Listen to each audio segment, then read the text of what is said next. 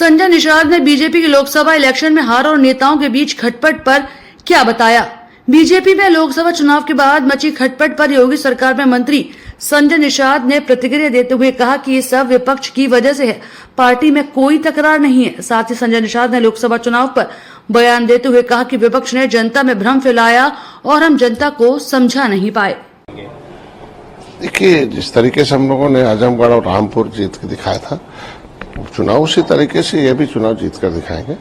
जो कमियां रहेंगी सुधार करेंगे। विपक्ष ने जो भ्रम फैलाकर इस बार नैरेटिव सेट करके थोड़ा आंशिक सफलता प्राप्त करने में कामयाब हुआ, तो उस नैरेटिव को हम लोग सही बात पहुंचाकर जनता को फिर साथ लाएंगे और कार्यकर्ताओं के माध्यम से हम लोग निचले पावदान पर पहुंचेंगे। सर, विपक्ष भी रहेगा सर, क्योंकि इस उपचुनाव पर लोगों की नजर है। कहा जा रहा है कि इससे बीजेपी की और एनडीए की स्थिति पता चल जाएगी आगामी चुनाव को लेकर। देखिए, एक बार नैरेटिव का लाभ ले लिया धोखे से, दोबारा उन्हें मिलने वाला, चूंकि कुछ झूठ और भ्रम का कैश कार्ड एक ही बार कैश कराया जा सकता है।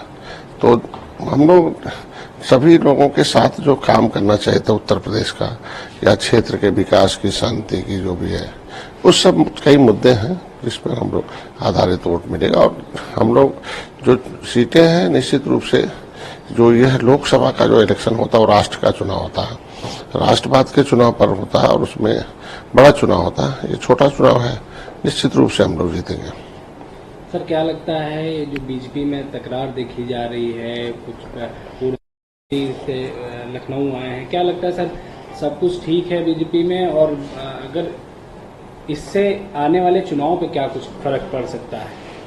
देखिए, ये कोई तकरार नहीं है, इसे बनाया जा रहा, विपक्ष के द्वारा मुद्दा बनाया जा रहा, लेकिन क्योंकि लोग भटक जाए अपने उस जो 8,500 रुपये देना था, 1 लाख रुपए का देना था, और जो भारत का संविधान बदल जाएगा, आरक्षण का जो जिस तरीके का नैरेटिव था, उससे लोग भ्रमित हो जाए, उससे लोग जो है निगाह हट जाए। इसके वजह से तरह तरह कहीं कोई दरार नहीं है, सब ठीक है।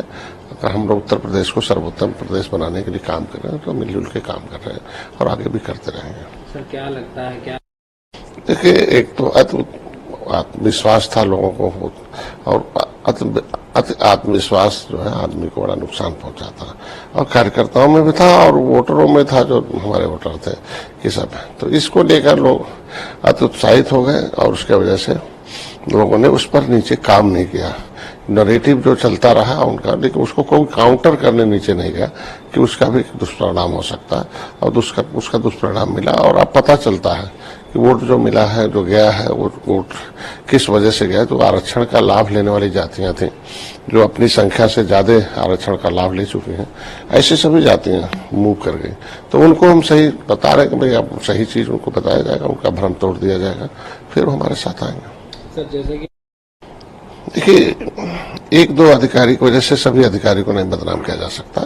अगर अधिकारी सही नहीं होते ज्यादातर, तो हम उत्तर प्रदेश को सर्वोत्तम प्रदेश नहीं बना पाते। ढेर सारी नीतियां विकास के क्रम में, लेकिन कुछ अधिकारी तो जरूर, मैं तो शुरू से ही कह रहा हूं कि कुछ अधिकारी हैं जो शुरू में जब पोस्टिंग देनी होती है तो बड़ा सीधे साधे होते हैं, और अंदर से पिछली सरकारों की वो विचारधारा से प्रेरित होते हैं, और जब भी मौका मिलता है तो वोट खराब करने का काम करते हैं। जिस तरीके से आप देख सकते हैं कि 18% आबादी मछुआरों की है। इसे नाराज करने के लिए कांग्रेस के खिलाफ भी उस समय हुआ, और उस समय भी एक अधिकारी ने शुरू किया। 18% निषाद नाराज हो गए, और देखो उस आरक्षण के मुद्दे से कांग्रेस कहां चली गई। उसी तरह के सपा और बसपा में भी आए वही अधिकारी, घुमाते रहे और घुमा के आरक्षण के मुद्दे को गुमराह किया, और नतीजा क्या हुआ कि पिछड़ों से निकाल दिया, और एससी इनके पास कुछ था नहीं। मामला परिभाषित करने का था, शामिल करने को मोड़ दिया।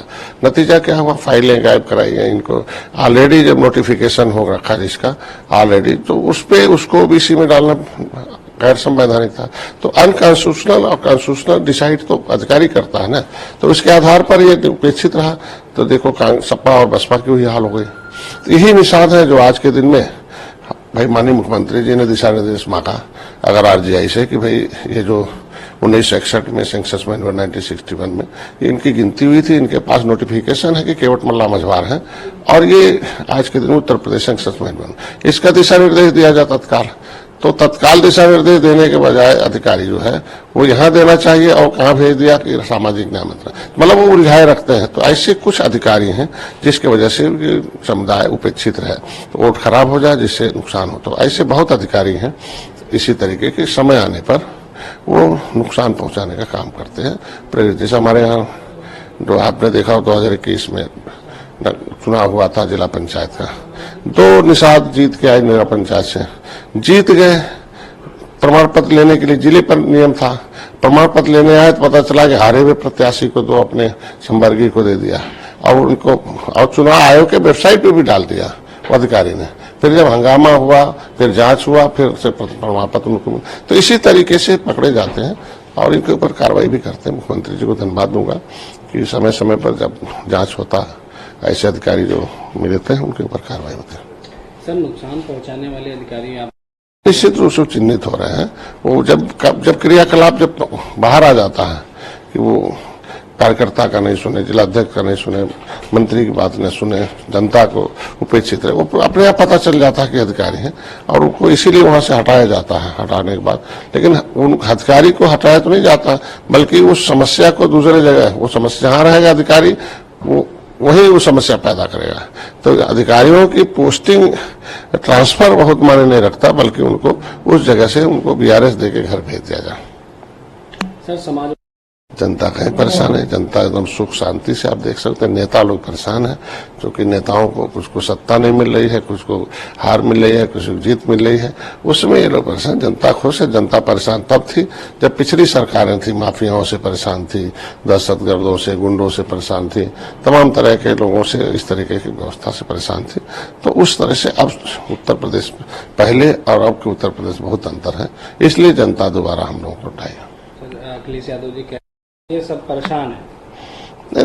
मैंने बताया कि कुछ ऐसे हो आज के दिन में संज्ञान में आने के बाद उस पर कार्रवाई हो रही है और उस पर आज के दिन जनता के साथ हमारे साथ सरकार खड़ी है, उसमें कहने की क्या बात है।